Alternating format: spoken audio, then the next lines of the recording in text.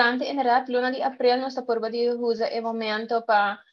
enfocar riba conscientização, campanha não, e também para informar. Eigenlijk riba aqui que turno está trabalhando riba gele durante full ano nós tem diferente para a campanha não, of atividade não que nós está fazendo, pero não necessariamente não está axali o riba news a falgacina, desportar não está costuma que agora assim interno com outra organização não, onde que nós está understand, portanto nós está understand um projeto não, etc. Dus nós está por ver sim, para luna de abril, você para fazer alguma atividade, pero também para dar updates eigenlijk, riba aqui que turno sabem tá fazer entre ano passado com agora. Toch nós por ver de fazer algo diferente de evento, atividade e domeina, por exemplo, outra atividade também, para se tá dentro luna aqui. Nós temos luna de aceitação, aunque mundialmente agora chama luna de conscientização, pero nós temos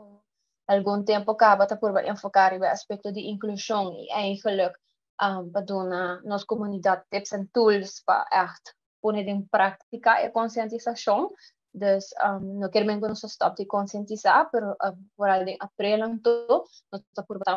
que mais hands-on, riba como para vooruit a conscientização, right? Dus durante a luna de abril, nós vamos começar a luna dia 1 de abril com episódio onde com os dois embaixadores, não conta que quando e Byron Desire, a papia tiki de projeto ancora também a 20 domeina gele e último ano, dus que o turno sa hasi junto com não também projeto eigenlijk que nós temos hasi 2 anos, onde nós temos 2 jovens adultos como embaixador na die fundação, onde ko ng mes eigenlijk tahiba proyekto ng dilanti ko anang como joven adulto autista tahay at importante din komunidad. Pues nos dedicar un programa durante mi mes un podcast over ese eigenlijk ipape un tikiriba kiko toto el logro nang entre otro a compartir por ejemplo